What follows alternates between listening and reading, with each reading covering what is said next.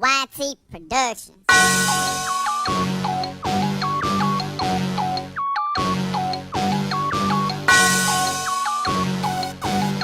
Yeah. I love my HBCU, and boy, I love it, I love it, I love my HBCU, and man, I hope my team they won one. Yeah. I hope my team they won one. Yeah, man. I hope my team they won one. Yeah. I hope my team they won one. Yeah. I tune into the HBCU SportsWrap to see if my team won or lost. If they lost, I'm quiet as a mouse. But if they won, keep tab. I'ma do the dab, yeah. Dr. Cavil, he know what he be talking about. Mike and Charles, they know what they be talking about. They compress the analytic data with your hip hop. If you know them like I know them, they gon' tell you if your team, if they won or lost, and who the ball, So listen to Professor, yes sir, and pay attention, cause he gon' teach a lesson. And you gon' learn today, you gon' learn today how your team they play, how they play, boy. You gon' learn today how your team they play, how they play, yeah. We represent that SWAC, that MEAC, and let me say, what's up to the beautiful home of Texas Southern University in Houston, Texas. We have, in addition to the professors, Bishop in Washington, we have B.J. Jones, the HBCU football guru, as we like to call him. He's our HBCU football analyst. A.D. Drew, in regards to the BCSN, one half of Brian and A.D. from the SportsWrap, giving you an update. So everybody look alive, ready to go. We're going to get into it real good here with all the information that our listeners can find in regards to the game. Both teams come in undefeated, traveling a little different paths, starting with Arkansas Pine Bluff. Back in, seems like forever ago now, on 3/6/21, they defeated Southern on the road 3-30 in a great matchup.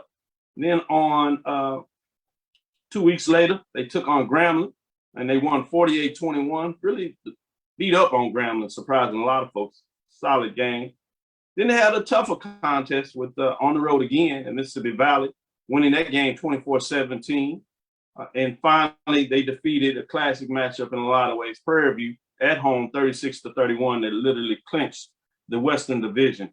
Going to the other side with Alabama A&M, a little more interesting path in many different ways. Obviously, the game against Alcorn State was declared a victory from a forfeit, where they won the game 2-0 in a forfeit manner. They were supposed to play that first weekend, and then they end up having to reschedule a game, and they got South Carolina State, and they went on the road. They defeated South Carolina State for the kickoff their season on the field, actually winning 31-7. Then the big matchup came after seems like a month off with all the types of postpones, cancellation games. They found themselves playing Jackson State on the road. They won that game 52-43. Maybe not as close as the score seems to indicate, but it is what it is. And then their last game was the Magic City Classic, which allowed them with that victory to claim the Eastern Division. They won that game against Alabama State 38-14. As you all know by now, both of their last games were postponed, canceled, for Pine Bluff. That was against Texas Southern. They would have hosted that game. Alabama A&M would have went on the road against Mississippi Valley, and that game was canceled. But here we are, prepared to get down into the game.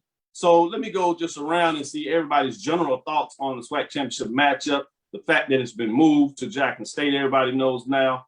And so give me some ideas of what's your thoughts in terms of generally this matchup, the fact that it'll be playing in a neutral site, which we haven't seen over the past couple of years. But because of all the circumstances, we heard directly from the commissioner, Dr. Charles McCullen. We talked about that a little bit, so you don't have to go in that framework, but generally in terms of this matchup, going to you, Charles, what's your thought on this big-time game coming up this next Saturday? Yeah, looking forward to it. And my first thought was I hope the DBs got that cardio in. They've been on the treadmill and all that good stuff because balls are going to be flying left and right. I mean, when you talk about all the receivers in this game, you talk about UAPB, Tyron Ralph, Harry Ballard, DeJuan Miller, Josh Wilkes. Then you talk about Xavier Moore, Abdul Fattah Ibrahim, all those guys over there on that side of the ball. this is going to be fun for all those fans who love offensive football. You have these type quarterbacks, Skylar Perry and Quill Glass, and these type of offenses. You know, they spread you out. They make you play in space. I'm looking for a lot of big plays, looking for a high-scoring SWAC championship game. Great points, no doubt about it. Let's go to Mike. What are your thoughts? Initial thoughts? Yeah, I kind of echo that. You look, you look at Mr. Glass, you look at Mr. Perry, look at how they played this season. You look at the offensive, you look at how they spread the ball. You kind of went in the back of your head. Everyone goes into this game expecting kind of an offensive battle with the defensive units kind of have that chip on their shoulder and say, not so fast, my friend, wake up just for this game. You wonder if kind of the layoffs have kind of impacted the rhythm of the offense. But at the end of the day, me personally, I expect an offensive battle. You expect some points to be put on the board. It should be very exciting. You should expect some very good play, both from Mr. Perry and Mr. Glass. So I'm excited about it. Oh, man, it sounds like people getting into it now, just into the mix. Let me go to BJ Jones. Give me some insights in terms of, is this going to be another classic game or is this going to be a dud? Man, this is going to be a game that I wouldn't be shocked if the FAA set up some air traffic control right there in the stadium, because the balls are going to be all in the air. I'm talking about balls are going to be flying like Spirit Airline flights for spring break to Miami. I mean, it's going to be, high flying, Kill Glass, Skylar Perry. We know about the groups of receivers. I think that these might be the two best groups of receivers in the conference. Arguably, I think you can have an argument for both groups. But one of the things that the units are getting forgotten about is the defense. Alabama A&M played significantly better defensively the last time we saw them out. Arkansas Pine Bluff, defensively, they look okay. They look pretty good against Grambling. I'm more, I have more questions about Arkansas Pine Bluff's defense than I do Alabama A&M's. So I think it's going to be I think that this game is going to be an exciting. Well, for all those that are following all those in the lab right now, shout out to Alan Malone, Brent Brunson, Chuck Hunt always getting it in there, Stephen A. Miller. We had some folks joking, saying they were getting up and hadn't got their breakfast in, but this is exactly what they need, breakfast with weight. We appreciate you. Reggie Howe's in the house. Alan Malone, he says A&M by 10. Glenn Brown, as we said, Willie Alex Hine, jumping in here from CIAA Country in Richmond, Virginia. So much love for all those in the lab checking us out. Let's go to AD Drew. We will break down both the offense, defense, special teams, and look at coaching. And we'll give you some insight in different positions on offense and defense as we go around the lab with everybody today. But before we do that, let's get the final thoughts on AD Drew in terms of this matchup. What are your thoughts? Everybody says aerial assault and all types of things. What are you saying, AD? Any love for the defense? Is this an offensive showdown for you as well? Wouldn't it be ironic if this game winds up being a 14-10 ball game that comes down to, to defense with these two high-powered offense? But that would be the way of the world in this COVID football year, that we would get a matchup exactly opposite of what we are so anticipating. Now, I do want to chime in. If I'm an Alabama A&M fan, I'm probably pissed right now because the opportunity to have a home game finally, and it be the championship game, now because of circumstances that we have to be flexible during this year, it is gone. So, shout out to the Alabama A&M fans who just have to be disappointed they have not seen their team live in their stadium this year. And isn't it ironic that they moved the game to Jackson, Mississippi, where ESPN has been there about good 3 times this season covering Jackson State. So ESPN is already know what they need to do to set up for this particular game. I don't know if that had anything to do with the influence on the decision to come to Jackson, but very familiar for the ESPN crews that will be covering this game. I got some insight. I got to talk to Charles McCullen. Obviously, it was off the air, unlike the interview from HBCU Game Day where he broke it down. But talking to him, he actually had ESPN and they were calling in and they were planning to go to Pine Bluff. Because if you really look at the tiebreaker, while I certainly agree with you, Alabama A&M has to be a little upset from the state that they didn't have a home game all of the season and they thought they might have get one now.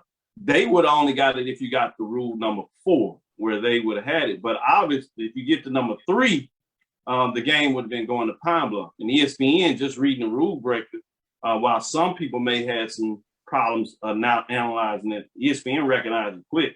And they said based on what they saw, rule number 3, they were packing up and prepared to go to Pine Bluff. So they didn't necessarily have the influence. They were just ready for the conference to make the call.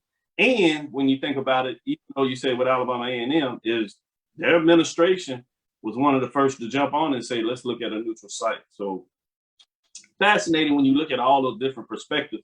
But I would imagine that by kickoff time, I'm sure the fans will be over all that. They're going to be ready for some action, which is what we'll get into. The great points that you make there in terms of those different frameworks and thoughts going on. But let's go straight to it. Offensive side, you got Skylar Perry, Akil Glass. Let's break down these quarterbacks and what they can do well, what you might want to stay around, stay away from. And we're going to go to the guru himself first to set us up, and then we'll go around to each person in the lab and kind of get your thoughts and pick apart, who you might lean towards in this matchup at the quarterback position, obviously. Akil Glass, 67 of 113. 1,084 yards, 13 touchdowns, and 3 interceptions for Skylar Perry. Nothing to sink your head in. 79 for 142, 1,005 yards, 12 touchdowns, and 3 interceptions. So as you said, they can get it done in a lot of ways. BJ Jones, what are your thoughts of the quarterback play at the SWAC Championship game coming up on Saturday? It's amazing that Akil Glass has played one fewer game than Skylar Perry. When you look at that yardage, the difference between the two, you wouldn't know it. Akil Glass, what he's done in this spring season, man, he has looked amazing. We heard a lot of hype about him. He's lived up to that hype. And I think that he is a young man that his upward trajectory is only going to get better. I think he's an NFL quarterback. But I tell you what, it's just something about Skylar Perry. You look at his past yards, look at what he does on the ground as well. There have been games this season where Skylar Perry was the leading passer and he was the leading rusher. And I think that dual threat will cause some problems for Alabama A&M with Skylar Perry's arms and his legs. Quarterback battle, I want to know who makes the fewest mistakes. Whoever can limit the turnover, fumbles, interceptions, that's who's going to win this ball game. I'm very interested to seeing that battle between those two young men, Skylar Perry and Akil Glass, on Saturday. Charles, any difference of opinion there? Anything else that you want to bring out between the two? Yeah, I don't know about difference of opinion. I know that most coaches, you want to limit your turnovers, limit the opportunities for those turnovers. I always kind of take a look at down and distance and where teams are within where they are on third down, whether they get those easy first downs and kind of keep the chains moving. Get an opportunity to see Akil Glass in person. That ball comes out. The ball comes out. It's definitive where he's going, things of that nature.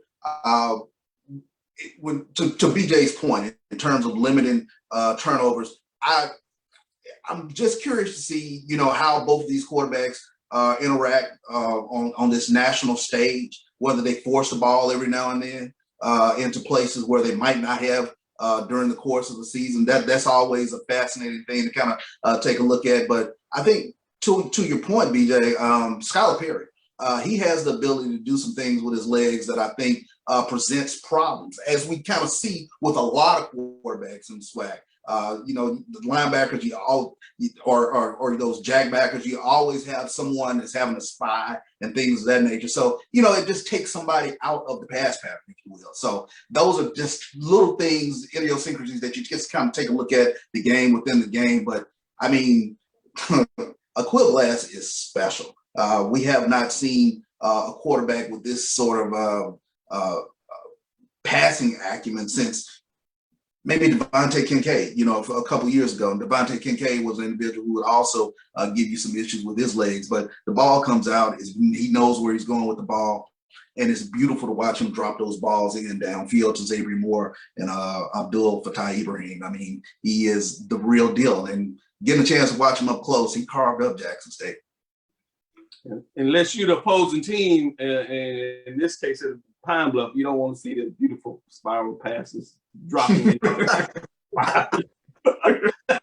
Not this guy. With that said, let's jump over to AD in terms of your thoughts, and you can start adding in, and I'll come back around to everybody else, but we can start adding in how that quarterback play resonates with the running backs. With Quarles over there at Alabama A&M, 52 carries, 213 yards and 2 touchdowns. Clark from Pine Bluff, who had 53 carries, 168 yards, 1 touchdown. And it's interesting that BJ Jones says is that how similar some of the top guys are in this matchup, although Pine Bluff has played one more game than Alabama A&M, at least on the field, if you would. But AD, any thoughts in terms of quarterback play, and maybe throw in something that you may want to talk about in terms of the running back play as well?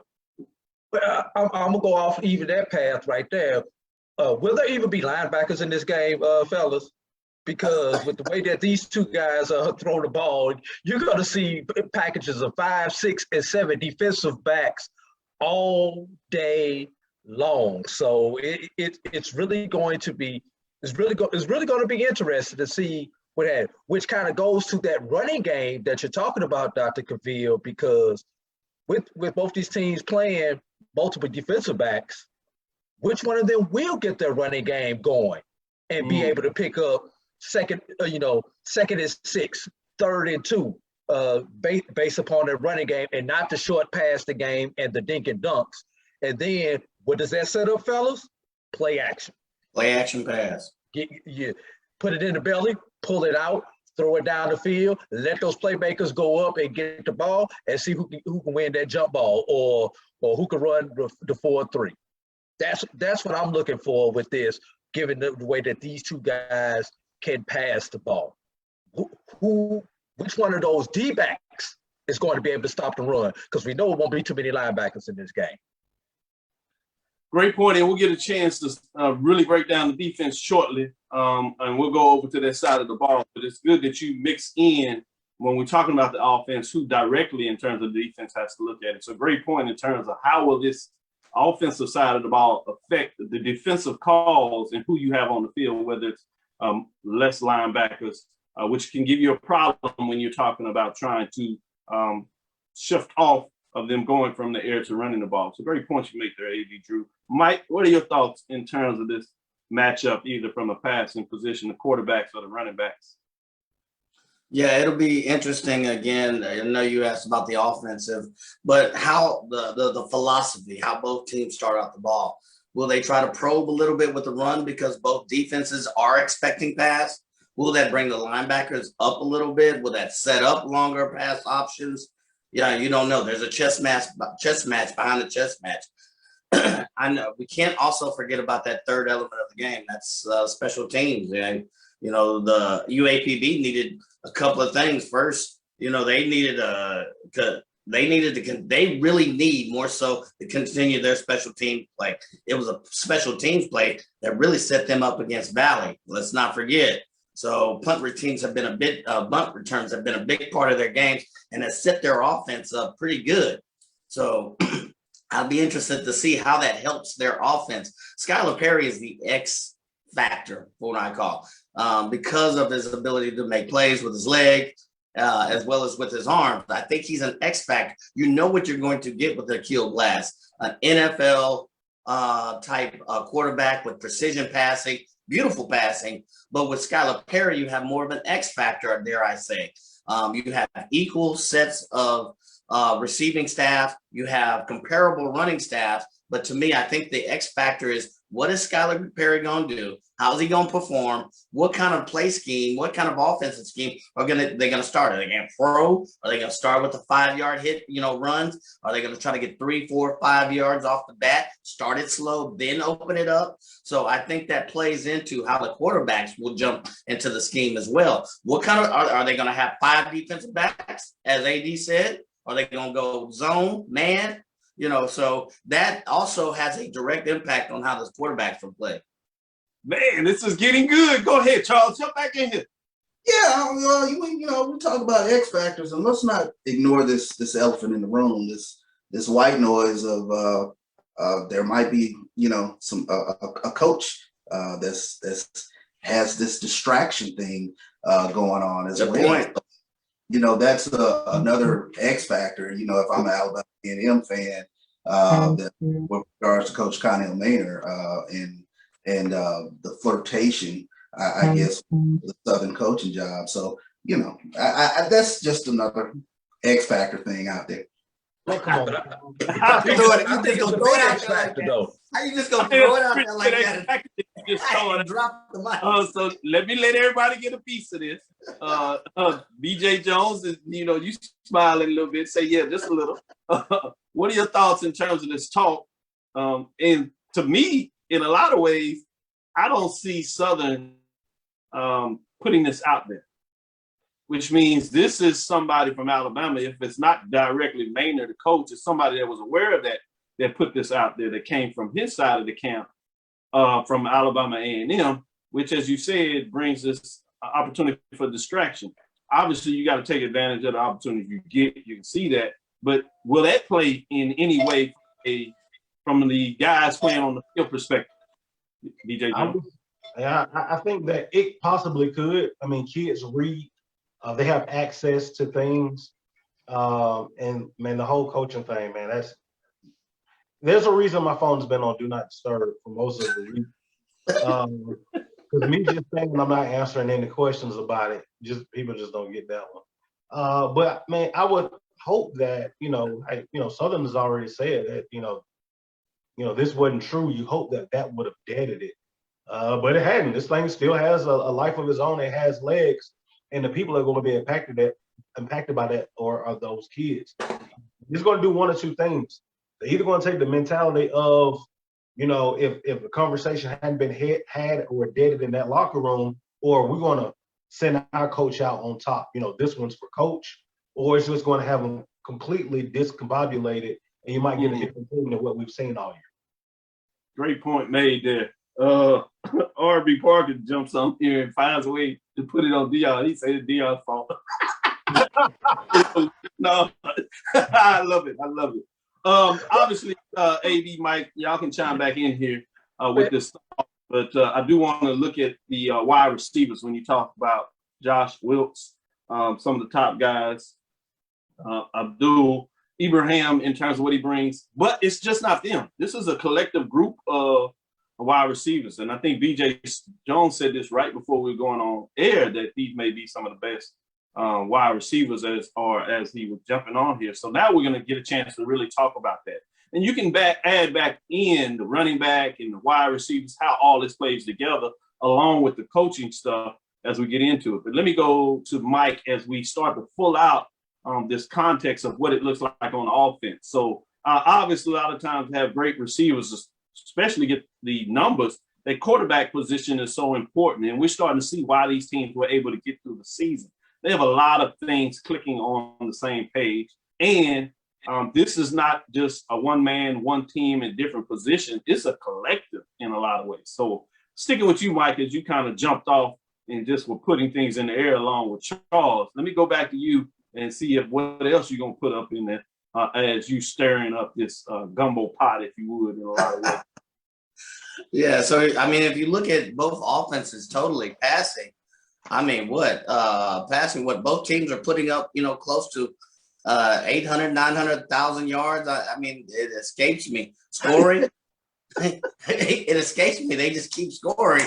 It's between 35 to 40 points. So both teams are going to score. The scoring distribution between the receivers tends to differ from game to day, whether it's, Ibrahim, whether it's Wilkes, whether it's more. It depends on the opponent. It depends on whoever. You have to go in with the understanding that both teams will move the ball, will pass, will at some point in the game. I guess I go back to the point, and maybe AD's earlier point is, are the defenses going to kind of come in with a chip on their shoulder and say, y'all been talking all this offensive mess, are these defenses going to step up and hit somebody in the mouth or whatever and have some kind of scheme that, both offensive teams have not seen or may not expect. But I think the game will eventually open up. I expect the unexpected, especially in this COVID era. Akil Glass, same thing with their three receivers. Same thing with Skylar Perry and their three. You look at the stats, they're mirror images. They're in parallel. Both teams, 40 points per game. They're allowing their opponents 20 to 25 points a game. I do worry about UAPB's ability to stop the run. You saw that against Prairie A&M. So if one team can establish a run, that slows the game a little bit. But both teams will move the ball. Make no bones about it. But I think we may expect a different kind of game than what we're going to see, at least maybe in the first half. That's my prediction. Go to you, AD Drew, as we start to pull out this mix. What are your thoughts in terms of what that looks like? I'll jump back on the Connell Maynard thing for just a hot second. One of our fans said Can't let it die. they want to blame it. They want to blame it on Deion, but I am going to reference back to Jackson State on this. Now, but when I put it out there, they blamed on Deion. He was, you can tell he was saying it in jest. So yeah, but I do want to. You remember all the rules? There was word early that Deion was looking at Jackson State. Jackson State denied it. Deion denied it. Then it finally came out a day or two beforehand that this was true. Is this a parallel situation with Connell Maynard? Connell Maynard's not saying anything. Southern's denying it. But we know they not talking directly, but they boys and they peeps are talking, if you understand what I'm saying. Trying to see if there's a match to be made there. So now let's get back to this football game here that will be played, no matter who the coach is. Well, I will say this, that we do owe it to jump a little bit into that analysis in terms of that. First of all, if you really look at that, there's no purpose for Southern to sneak out a name in this thing. They want to keep everything as quiet as possible. I mean, we've seen Ray Lewis as one of the names. Let me finish this analysis. All so right. if they deny it, it's a reason why they denying it. They won't, if it wasn't a reason to deny it, they just would have left it out there. Who has the value of putting this out in the marketplace? As much as I like a lot of things about Maynard in terms of what it is, I still gonna call it what it is. And I'm just not gonna jump with the wood just because everybody in the public put something out there in the sphere. I'm going to analyze it and say what makes sense. I can see why Maynard would put this out there. It's because it's contract time. He can force the conversation with his contract. In fact, off the record, I know that the AD athletic director is doing just that, is looking at his contract and already making moves and making calls to other ADs to see what is the average salary and length so he can make a quote unquote counter offer or make an offer directly to him so he won't even get that far. And so I think a lot of this is driven by Maynard. I don't really think he has a huge desire to go anywhere. His job that he wants to get back to at some point is North Carolina A&T as they make a move, especially he's hearing and he has insights that their ultimate destination is go FBS, along with people in the SWAC. That's no longer a secret for the most part. The question is just when and where. And so from that framework, I think this is Maynard. So the question now when we talk about coaches, as you said earlier, is more about could this backfire in regards to how that works out? It's a risk reward type of thing. So this is not just in terms of, to me, it's different from the Jackson State and Deion Sanders. To me, that was more about let's get our X's and O's and make sure contractual things are signed first before we make that. Southern is, at the time this came out, Southern was still making calls to different coaches.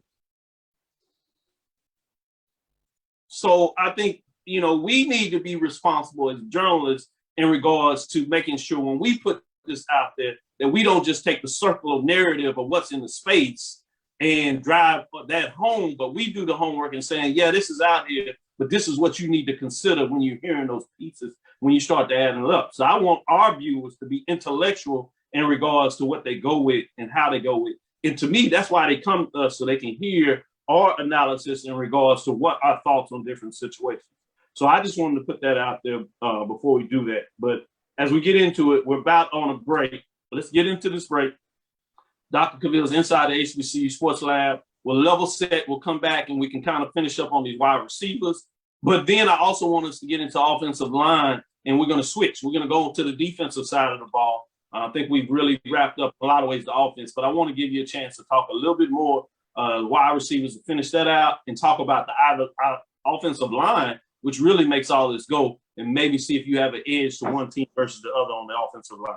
With that, this is Dr. Cavil inside the HBCU Sports Lab with Mike Washington, Charles Bishop. We have BJ Jones and AD Drew joining us for this weekend edition as we're really taking a deeper dive. You won't get this anywhere else, I believe, in regards to what you can expect, what to look at the different perspectives of the SWAC Championship game this Saturday, airing on ESPN2 at 1 o'clock Central Standard Time. With that, we'll be right back with Dr. Cavil's inside the HBCU Sports Lab. Don't go anywhere. Since 2002, Empowerment Resources, Inc., a nonprofit organization, has empowered more than 1,500 youth and adults in Duval and surrounding counties through its programs Journey into Womanhood, Girls Mentoring, Life Skills for Teens, and parenting education coaching.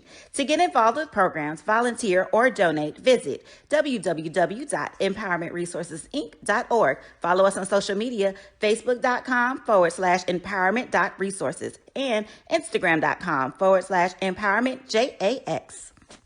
Swinging along with For the first time since 1954, a true HBCU sports champion will be crowned on the field. The Black College World Series will feature 7 HBCUs battling for supremacy in baseball from April 28th to May 1 at Riverwalk Stadium in Montgomery, Alabama. Tickets are available at ticketrun.com and can be viewed online at mybcsn.net. This event brought to you by the City of Montgomery, the Montgomery Biscuits, BCSG 360, Black College Nines, Golden Coast Logistics, and the Black College Sports Network. What a shot! That's how you get hot, young fella. Mike and Charles, they know what they be talking about. They compress the analytic data with the hip hop. If you know them like I know them, they gon' tell you if your team, if they wanna loud, and who the ball. So listen to Professor, yes sir, and pay attention. This is Dr. Cavil with Inside the HBCU Sports Lab with Mike Washington and Charles Bishop. We have BJ Jones and AD Drew joining us to give you this breakdown to the SWAC Championship game. Let's put this final pin on it. We got the elephant in the room, as you said earlier, Charles. We got BJ Jones right here, so I've asked him. Any thoughts that you want to share with us on this coaching search for Southern? Arsenal beat Liverpool yesterday.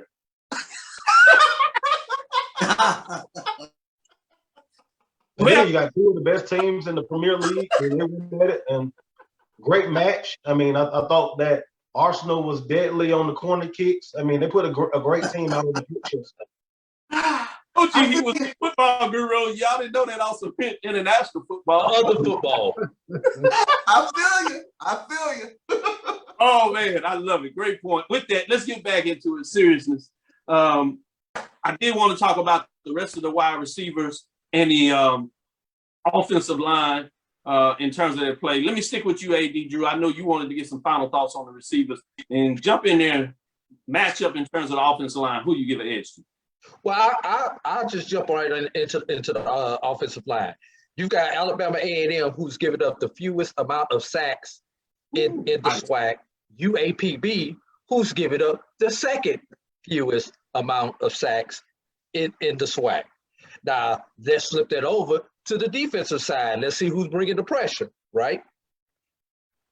Alabama A&M has the fewest quarterback sacks in the SWAC, while UAPB is number 2 in quarterback sacks. That would say if there is an advantage, it's going to lean towards UAPB as far as putting pressure on the quarterback. And one other thing to take a look at, if Aquil Glass leads Alabama A&M in rushing like he did in their last game, A&M is primed for the upset. All right, good points. Let me go straight to you, Charles, and see like you want to jump in there, and I'm gonna go to BJ Jones. Yeah, well, I mean, keep in mind, Alabama A&M has a couple less games than UAPB, so the stats get a little bit skewed in that regard. When you take a look at the totality of it, go back to the kind of the receiving parts there. Here's what jumps out at me with both teams. They spread the ball around tremendously. When you're talking about not really being able to key in on a particular receiver, and the fact that they both find running backs out of the backfield. It's just another dynamic of both offenses that I think shouldn't go unnoticed. I mean, Quill Glass, I've seen at times during the course of their games, he's completed passes to 7, 8 different receivers. Same thing with UAPB, completing passes to 5, 6 different receivers. So it's very hard to key in on that one individual because they really do spread the ball around all over the place. You take a look at the offensive lines. Listen, a Quill Glass is not a mobile quarterback, and anytime you can have a quarterback sit in the pocket, that says a lot to me about the offensive lines, especially here on the HBCU level, where we see a lot more mobile quarterbacks who are able to get away from the pass rush. So advantage Alabama A&M in that regard. Okay, good. Got a little difference in here. BJ Jones, break it down. Go with it. What you say? Alabama A&M, if you look at the top 5 receivers in the conference, 3 of them are from Alabama A&M. We talk about Ibrahim. We talk about Zay Moore. Allaire is the one that we forget to talk about. Yeah. And he's dangerous, playing in the slot, and he can play outside. I like what he's able to do. One of the reasons that Alabama A&M doesn't give up a lot of sacks, Quill Glass gets the ball out fast. He knows where he wants to go, and they will slow you down with the play action. They're not afraid to go to the backside of the backfield, whether it's going to be Garrett Quarles or even the tight end with Kendrick Johnson. They're not afraid to do that to slow down your pass rush. Now with Arkansas Pine Bluff's receivers, Ballard, to me, that's the guy. All right, he is the guy.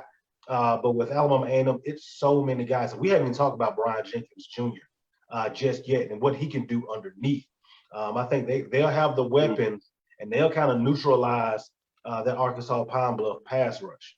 So from a receiver standpoint, it's just so many of them from Alabama A&M.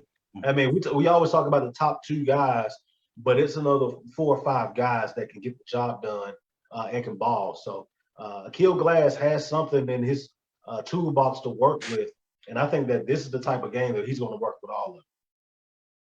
Thank you. Alan Malone jumped in here and said, my son says it has distracted the team. Interesting tidbit, a little bit inside the circle, so we'll see what that goes. But based on BJ Jones' comments, and I think Charles alluded to this in terms of the number of games, I think it is fascinating, and I want to get your thoughts on this in terms of the offensive line, Mike, but just to give something out there to ponder a little more, when you talk about Pine Bluff taking on Prairie View, Grambling, as well as Texas Southern, all those teams were teams that had problems in terms of the offensive line. Either it was directly to the offensive line or the fact that they had young quarterbacks that may have not had the ability to recognize the strengths of their offensive line and maybe held on the ball a little too long. So it'll be interesting to see as you talk about that offensive line, which one of those things may be true, if at all. So, Mike, what are your thoughts in terms of this offensive line? You went to wide receivers, if you will. Yeah, I do give the advantage to Alabama A&M because Glass, I think BJ alluded to, he does get the ball out of his hands. He has a plethora of receivers, very long, short, medium term. You're talking 5-yard wideouts, 10-yard hitches. He has the ability to get the ball out, and that helps his offensive line. I think, when UAPB played Prairie View, they were able to get pressure on the quarterback. However, a lot of that was attributed to kind of the maturity and some of the mistakes made by the QB. I don't see either quarterback making those types of mistakes. I still give the advantage to Alabama A&M, the number of receivers. If you look at their stat sheet and who they spread the ball out to, I think it was either BJ Jones or CB. It's a lot of receivers. It's not just the big 2 that we're talking about. He gets the ball out. If you can figure out some way to make him uncomfortable, which I don't know how you do, then you may have something to work with. But right now I see in terms of offensive line, because of how fast Glass gets the ball out, his passes are precise. I give the offensive line advantage to Alabama A&M. So the other piece that we can't forget, the X factor in Skylar Perry. If you look at his ball distribution, if you look at per receiver, is a little bit less, but you also got to look at how many yards he spent on the run, on play action pass, on the rolling passes. So I think that throws the defense off a little bit. It may even throw the offensive line off a little bit, but I still, fundamentally give the advantage to Alabama A&M. Let me go back to Drew. I know I was in here, and we're going to switch to the defensive side, and then I'll come back to you, Charles, as you want to get something in there as this dialogue is really cooking and getting good. So this is a good thing. But AG, as you start to switch, and you kind of alluded this in terms of the defensive side and the linebackers, what about front line going up against the offensive when you start thinking about what the linebackers have to do, including the thoughts that you wanted to share on it? Well, one thing that I'm sitting up here thinking about as we're having this discussion is about the third of a common opponent that these two teams had, being Alabama State. We all know the game UAPB Alabama State was called because of weather, but Alabama State was dominating UAPB midway through the second quarter when that game was called. Let's flip it to when the Magic City Classic, where Alabama State and Alabama A&M were playing pretty much even to midway in the second quarter, and then Alabama A&M found a sharp can opener so they could go ahead and finish opening up their can of whoop for the rest of the game for Alabama State. So do we discount that, that 20, 25 minutes of play that they had, or are we actually able to take and pull something out of that? Because Alabama State was able to run the ball like crazy against UAPB. UAPB was trailing at that point. Like I said, they were even, and when the referee overturned that call for the interception against Aquia Glass midway through the second quarter, it was like the light just clicked at Glass, like, I'm not doing that again. And boom, boom, boom, he started finding all the other options. And next thing you know, 38 points later, A&M has won the SWAC East. I'll digress and let somebody else chime in on that. Agreed. Get back up. Let me go to Charles, and then I'm going to let BJ Bones back in here and go to Mike. Well, although I gave the advantage, if you will, to Alabama A&M in terms of their offensive line play, and I still do believe that they are a heck of an offensive line, I don't discount the fact that you take a PB in terms of going up against a team like Southern. You're talking about Jordan Lewis, one of the more dynamic pass rushers in the conference. He only had a half sack in that game and no quarterback hurries. Keep that in mind. Same thing with regards to UAPB's offensive line going against Prairie. You talk about going up against Story Jackson. Story Jackson only had one quarterback hurry in that game. So those things kind of play in my mind as well. I still think just because Aquia Glass is a more of a stationary quarterback, that Alabama A&M, the check mark lies with them with regards to that, but just by a little bit. UAPB does have a very good offensive line as well. BJ Jones, what do you see on the defensive side, that defensive line going up against that offensive line, or part of the comments you just heard? What are your thoughts going on right now? Well, one thing that's important is it's important to remember that UAPB came into the season with 3 all-conference selections up on that offensive line. So those guys have been doing some work. On the defensive side of the football, this is going to be very important. AD said we might not see linebackers. I say you better see them. And this is why. Alabama A&M, we saw when Alabama State was able to get pressure on last week because they blitzed from the linebacker position. You're able to confuse the Alabama A&M offensive line just a little bit. Jackson State was able to get to a kill Glass a few times in that game over there in Jackson. So if you're Arkansas Pine Bluff, you got to mix some of that in there just to make sure you get to a kill Glass. Now on the opposite side, for the Alabama A&M defense, I think that you have to get pressure because they're not particularly well on the back end, that secondary. I think you want to do as much as possible to keep Skylar Perry off of his mark. You want him to be moving when he throws the football. You don't want him just to be able to drop back. If I'm Arkansas Pine Bluff, you'll probably see me do the game plan that you saw against Southern. A lot of combo coverage. We're going to go a man press with 2 safeties over the top, so we can get a little bit of pressure, kind of disrupt Akil Glass a little bit. And if that doesn't work, then we're going to blitz from the secondary position, just the same way they did against Southern. You got to confuse Akil Glass. I expect to see a lot of combo coverages, not just man-to-man, just cover 2, some combo coverages and some blitz, some unique blitz packages coming from the linebacker position as well as the secondary. And you might see some defensive ends even drop back in coverage. Talking about the secondary, we got off on just how explosive those wide receivers are, Mike. I know in your former years you played on the defensive back position. So what are your thoughts in terms of this defensive matchup from specifically the secondary? Charles said, hey, man, he said that guy's eyes are going to be light up in terms of his concerns. But seriously, what do you think about some of these matchups? Is there any particular defensive secondary cornerback matchup that you have with the wide receiver that we need to keep our eyes on? Maybe to neutralize one of them? I'm not sure how much that would help in this game, but any thoughts on that? Yeah, if you go back to the Prairie game, I think when they were able to get pressure on Skylar Perry, I think the defensive the DBs held their own. I think they played off a little bit, gave little cushions. They didn't give up any big plays. I think you're going to have to play UAPB like that this time. I think you will have to put some pressure on Skylar Perry to help the DBs a little bit.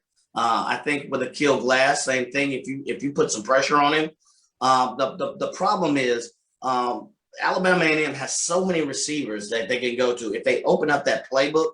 So you have down yard flag routes, you have sprints, you have 5-yard outs, 5-yard ends.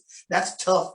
That's a tough assignment for any DBs. I'm just playing DB myself. So with so many receivers, if they open up the playbook, it's going to be a long day for the UAPB defense. Likewise, I think Alabama is better suited to get at least a little bit of pressure on UAPB, on Skylar Perry, to force him to make some of those passes. And hopefully you can get a mistake or two, especially on those 10-yard outs.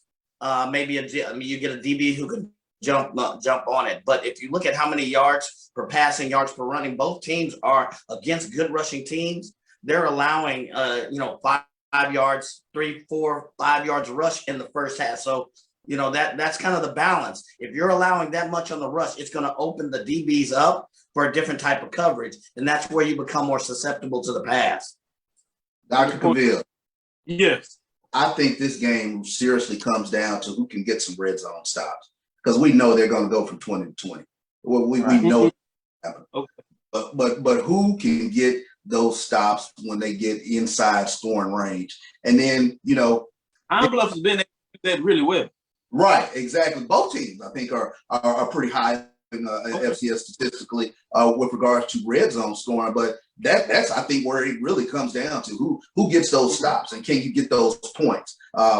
It comes down to special teams at that point. I like Spencer Corey of Alabama A&M with regards in that regards.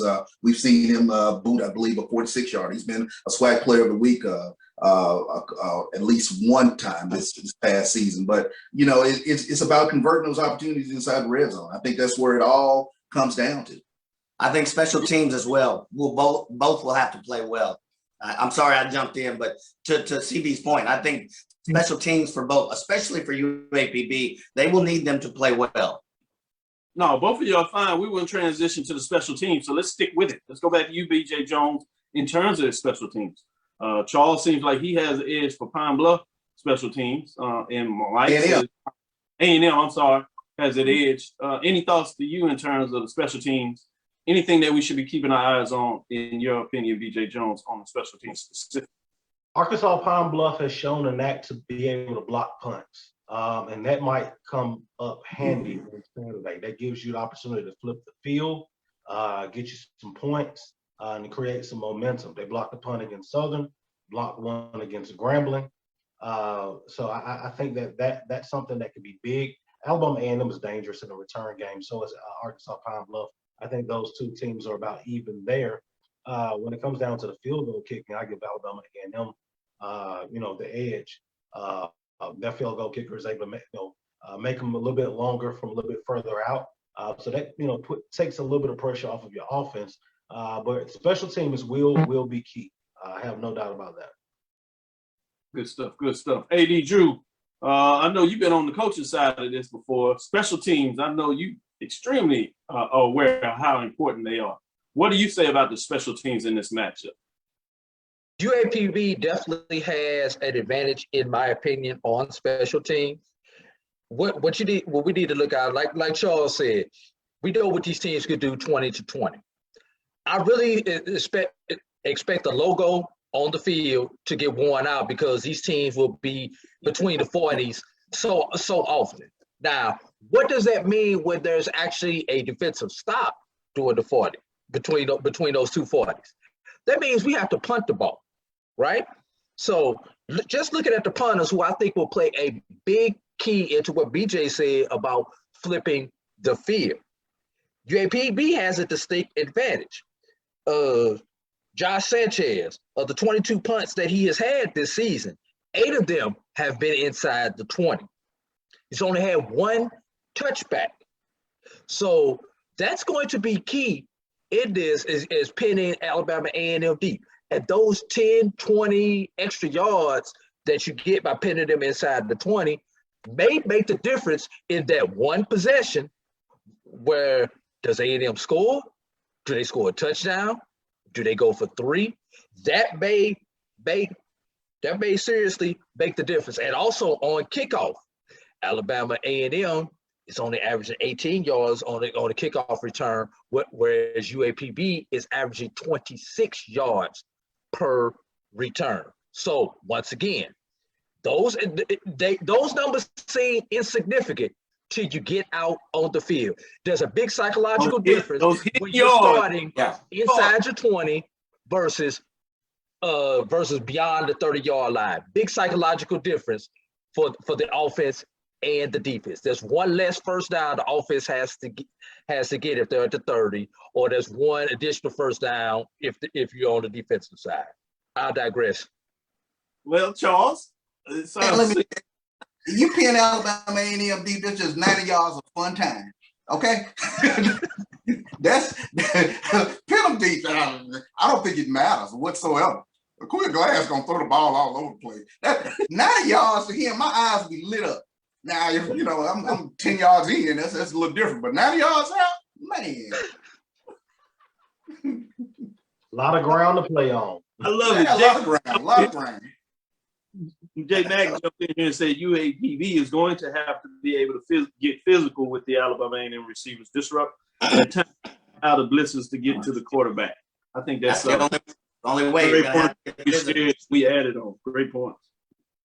With that said, let's go back to the coaching framework, and you can add in the coordinators, special team coach, as well as defensive coordinators. In any of those categories, let's go around, starting with you, BJ Jones. Which team has the advantage from a coaching perspective? I will have to go with Alabama A&M with that staff that has accompanied Connell Maynard pretty much on all of his stops. I think Dwayne, the offensive coordinator, is one of the brilliant young minds in football. A young guy, offensive coordinator. I think what he's doing over there is special. Arkansas Pine Bluff. When Arkansas Pine Bluff made the decision to hire Doc Gamble, I heard a lot of scoffing and giggling.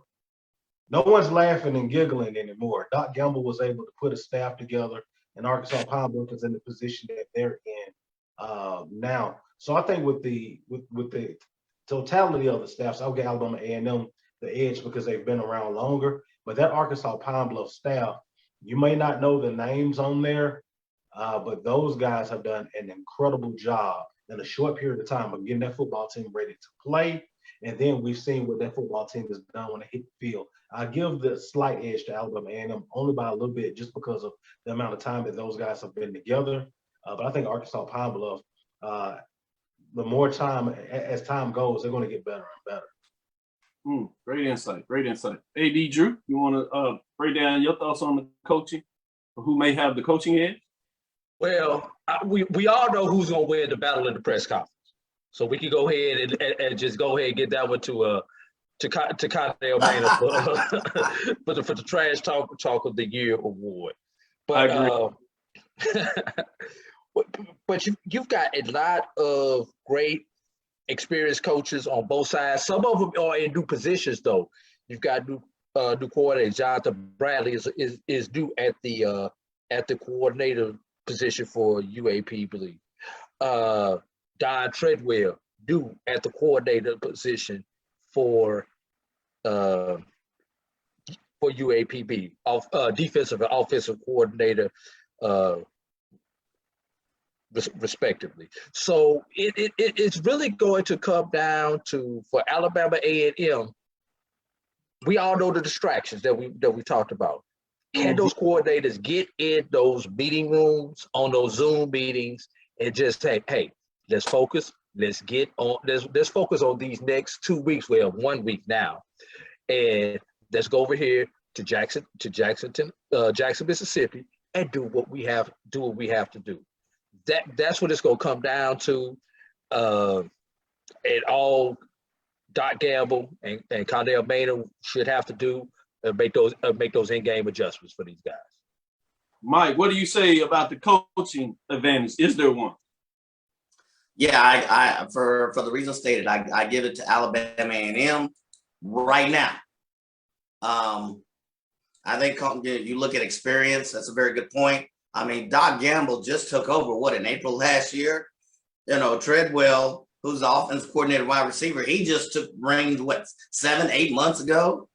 Then you got their other coach. Was it Bradley? They're all new. Yeah, they're all new, and look what they have done.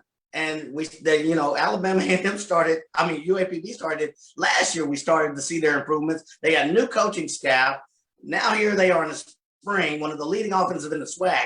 Right now, they are number 2 on the block only because of experience. And in the military, what we used to call time and grade. Yeah, great point. Made everybody in the Western Division a little more nervous when you talk about they just get it started. Exactly. Plus, I like the name Doc Gamble, man. I'm serious. With a name like that, I'm serious. Yeah. Doc Gamble? Yeah, he made business. And BJ alluded to this, the same AD Drew. Great points when you really get inside the numbers and start analyzing it. Let me go to you, Charles. Any final thoughts you have on the coaching advantage? No advantage to me. I think it's a push. I'm tremendously impressed by both coaching staffs. Obviously, Coach Maynard and what they're able to do offensively, spreading the ball around. Both teams do that. But here's what turned my head with Doc Gamble and UAPB. They went to Baton Rouge and knocked off Southern. Yep. Knocked off. It's not just playing those teams. It's playing the R of those teams and getting the victories like that. That spoke volumes to me because that's changing the mindset. We don't talk UAPB football. Let's be honest about that. Yeah, in SWAC West, you're talking Grambling and Southern. We talk Grambling and Southern now for the last X how many years. And to break through that says a lot about that coaching staff to say, we're here now and we're going to be a factor in the SWAC West. Add all points to the mix. SWAC West is going to be so much fun over there. And then you take a look at what Coach Maynard has done in the short amount of time that he's been at Alabama A&M. Tremendously impressed by both coaching staffs. They're still relatively new, fresh to the SWAC community as a whole, and it's going to be really exciting going forward. So no advantage whatsoever. I think these staffs are just tremendously impressive in terms of what they've done. Push, says Charles Bishop. Great points made there. And I would add on this. Even to your case, talking about Grambling, Southern, rightfully so, and then Auburn come to the West, you have Prairie View, and they were able to leapfrog Prairie View. And this is thing that you talk about 2018, that Prairie View literally embarrassed Pine Bluff. And so that's a feat in itself that you were able to get back over that hill with a game, Prairie View A&M, that was playing for everything because they couldn't go to a championship, and that was the game. and they lived up to it in terms of a classic matchup. But at the end of the day, Pine Bluff and that coaching staff got it done. And so to your point, a lot of credit, and to all of your points go to both of these coaches. And you said slight edges here and there, but that's significant in terms of where this conference is going, just not stopping at the SWAC championship game. The fact that both of these teams have risen to the top, to me, adds into the flavor going into the fall of 2021, because now you're not just talking about Alcorn doing it. You're not just talking about Southern from the West. You got the mix up in terms of Alcorn going to the West. What does that do? Now you got to add in Pine Bluff over to the West. Obviously, you got FAMU and Bethune-Cookman coming over to the East. Now all of a sudden you can't just talk about Alcorn and who's missing. You can't just talk about FAMU and Bethune-Cookman. You got to add Alabama A&M in there. Alabama was state, and you can see that they're young, but they're on the rise. You got all the changes going on with Jackson State. What is going to be an improvement another year in terms of a young coaching staff in a lot of ways? A lot of experience, but in terms of the SWAC, new players coming in, man, it's going to get real exciting, and a great way to close out on the 2021 spring is this championship game as we lead into it. In 2 weeks, obviously, we'll talk about the close of the game, what it was, and we'll have a final for the first half of the show. Then we'll get into some mixing and off-season and what goes on into the fall of next year. So we get a chance to double dip and dig down in that. But now, here comes the final parade. Now we get to talk about where we're going to really push it. Now you got to put your big boy pants on and your hats on, as y'all got them on. And you all got to make the call. You all got to tell me at the end of the day who you believe is going to come out of this game with the championship. Mike and Charles, you are fortunate. You'll get 2 more times to see if you're going to change your mind on this. So we're going to let you double down now and at least get it out there early. But I'm going to start with our colleagues here. Let me go with A.D. Drew.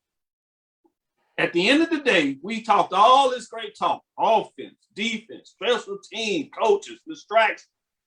I need to know, who do you have in the matchup? Who's going to get it done? Who's going to hold up the SWAC trophy from the fall 2020 season that has been elongated, pushed all the way to the spring, shortening, cancellation, postponement? Somebody's going to come out of this as a champion 2021. Who is it going to be, A.D. Drew? Early line on the game has Alabama A&M by 3 and an over-under of 65 points. The entertainment person in me is taking A&M minus a 3 and taking the over. Nice. Okay, he's talking about over and under for us. Get in there. BJ Jones, who you got? Who's going to take it home? Who's going to get it done? I think this has been a special year for both football teams. I think what they've done during this season, you got to tip your cap to both of the coaches as well as the players. I mean, playing during the pandemic season, we know the challenges that Alabama A&M had to go through and what they've done. But on Saturday, I think we're going to get a great football game. But at the end of the day, I think it's going to be the boys from Alabama Mechanical and Agricultural, Alabama A&M got the goal in for Alabama A&M. I think they pull it off, man. I think they pull it off. I think they get it done. And I think they bring the championship back to the Hill for the first time since 2006. He says A&M, not A-N-N-M, just to make it clear. Going back a little bit. Yeah, I know one history, just a little bit there. Charles, Mike will be able to relate to that. And so since I'm talking to Mike, let me go to Mike. Before I do that, let me give a shout out to Jonna G. She's in here mixing it up with J Mac, giving some thoughts on McNair. She's already ready for the fall. Panthers couldn't quite get it done, so she's ready to see what goes on next. But with that, Mike, what are your thoughts in terms of this matchup? Who are you going with, Alabama A&M or Arkansas Pine Bluff? Yeah, since my Panthers couldn't get it done, I got to give the edge to those boys from near Huntsville. You look at offenses of the game, look at what we've talked about. I think Cornell Maynard and his crew will end up hoisting that trophy. They'll find a way to pull it out like they have this year. So I give the edge to the Bulldogs. Yeah, everybody's on here doesn't have the fandom in terms of that. You got A.G. Drew as a FAMU. They couldn't even play in the spring. They got July 1st before they put the fangs out there. You got B.J. Jones talking about all season since game one. Could they get their game back for Southern? And then Prairie View just found a way to couldn't quite get it done. So let's go to Charles, Jack State fan out there. Jack State in the mix. But now you got to tell me whether it's the Bulldogs or the Golden Lions, who's coming out on top? So I got three Bulldogs, you know, more or less saying A&M is going to win. Yeah. Yes. Okay. Well, I'm going to be that one person. Well, no, I'm making 4 Bulldogs. I think we will get this. I think I think you said the over/under was 65. Go way over. I'm looking at a 45-42 game. I'm looking at Spencer Corey knocking in the game winner, and Connell Maynard riding off on the shoulders of his Bulldog team, getting that SWAC championship and bringing it back to the Hill. Oh, no doubt about it. This is good. Great information. Great guys. Talking to you all. Thank you for getting up this Sunday morning and giving the viewers what they want and what they need. From that perspective, let me give one final thought to everybody on here before we close it out. I know some people are talking about the field at Jackson State. I'm going to spin it more from the fan point that they're used to playing on the turf, but these two teams are electrifying. I don't think that's going to make a difference. They're going to find a way to make it exciting and get it done in a lot of ways. With that, A.D. Drew, any final thoughts here this Sunday as we get into this week-long build-up to the SWAC championship? Well, I do want to bring out one thing. SWAC Football Championship was not the only championship that was moved by the SWAC this past week, as they moved their baseball championships to Madison, Alabama. So Dr. McClellan had a pretty busy week, and all those people in the SWAC office making some important championship decisions based on COVID scheduling and everything like that. So kudos to them for actually making these decisions and being transparent with the what, the why, the 5 W's on that decision. As fans, we may not like it, but hey, at least they justify what they were thinking in that space and time when they made that decision. And also, make sure you catch us on in the inaugural Black College World Series later on this week on the Black College Sports Network. Great points. Great points. Thank you for sharing it. BJ Jones, any final thoughts from you? Man, what a way to end the spring season. We've gone through triumph. We've gone through so much as a conference to get to this point. And I think that this is shout out to all of the ADs, the commissioner, the players, everyone who had to sacrifice to make this season possible. We appreciate you. We appreciate you. And we get to wrap this one up in the fall season. In my opinion, is going to be the most anticipated SWAC football season that we've had in recent memory. I think that this fall season will be memorable. I think that adding FAMU and Bethune-Cookman and Alcorn coming over to the West, this just makes it the best. And I am so excited about the upward trajectory of this conference and where we're headed. We're talking about three teams in the Southwestern Athletic Conference that are ranked in the top 25. Southern at 19, Alabama A&M at 21, Arkansas Pine Bluff at 25. That has not happened in over a decade that we've had 3 teams in. It hadn't happened in so long. So it lets you know where we're headed as a conference. And I'm so excited. So shout out to everyone responsible for that, especially Dr. Charles McClellan.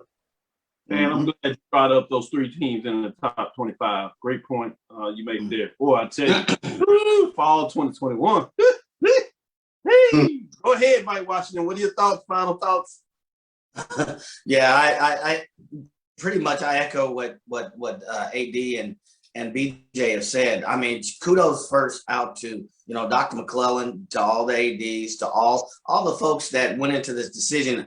If you do this kind of decision at a corporate level, you really appreciate the thought process that his crisis team has gone through. We went into the season, there were proponents, there were opponents saying we can't get this done. He had a plan, he stuck to it. He had issues. They had to postpone games, they had to move games.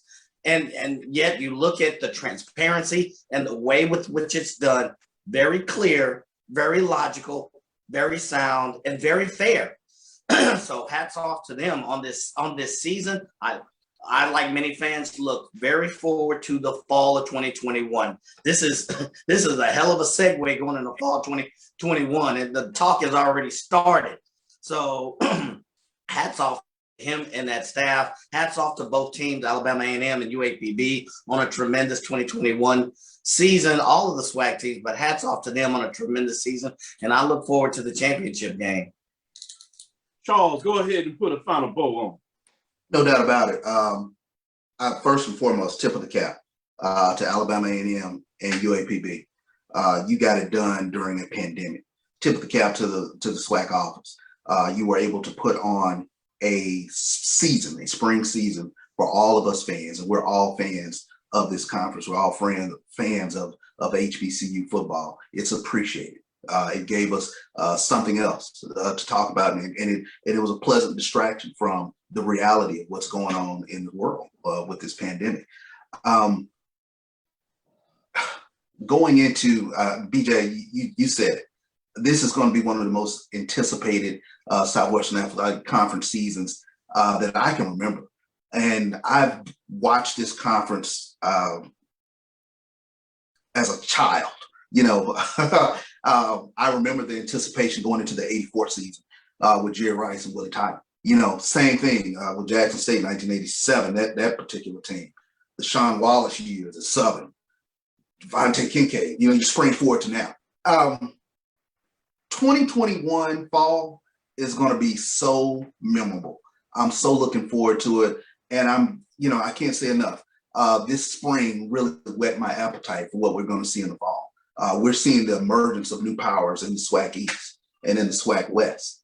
And to add brand names like Bethune-Cookman and Florida A&M coming into this conference, it's going to be magical. Just looking forward to it. So, I can't say enough how much I'm looking forward to fall 2021. Let's close things up here with this spring championship. It's going to be a fun one. Jackson, Mississippi is the quintessential SWAC city. I think the city will turn out. I think the fan base within Mississippi will turn out for this game. So looking forward to it, and looking forward to what Jackson can do with regards to promoting the game. So looking forward to it. Well said. Thank you for listening to Inside HBCU Sports Lab. Make sure you share our podcast with your friends and colleagues. I am Dr. Kenyatta Cavil, the Dean of the HBCU Sports, coming from inside the lab in the College of HBCU Sports with Mike Washington, Charles Bishop, the professors, with HBCU football analyst BJ Jones and A.D. Drew of the Brian and A.D. SportsWrap show. Again, we want to thank you for listening to Dr. Cavil's Inside the HBCU Sports Lab with Mike Washington and Charles Bishop every Tuesday and Thursday at 6 o'clock. And you know to get ready for us on Sunday at 9 o'clock as well. We look forward to the next week as we discuss the latest news in the lab. We'll give you a great build-up for tuning in on Tuesday and Thursday.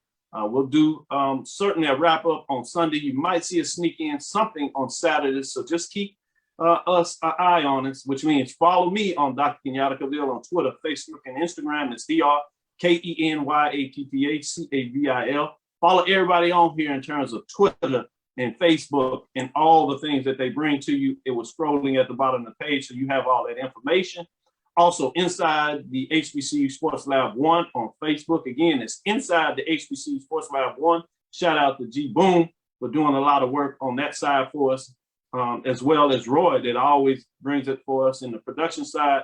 We appreciate all that in terms of what that BCSN team is doing for us and continue to grow the platform that we're doing here. Check them out, BCSN, download the app. We need all that stuff. Make sure you subscribe on Facebook in terms of Inside the HBCU Sports Lab, BCSN, my BCSN as well on YouTube. Check out BJ Jones in terms of his show and what he'll deliver tonight. A.D. Drew, check them out on the SportsWrap. Check out Mike Washington in terms of 1876 Sports and Culture Podcast. It drops on Tuesday, and you see all the work that they're doing with the 1400 Club with all the work that Charles Bishop and his crew are doing down there, over there. And so continue to support us. We'll continue to support you. Dream big and continue to move forward. We will talk with you later. Let me go with Mike. Horse. Charles. Lecture. Dismiss.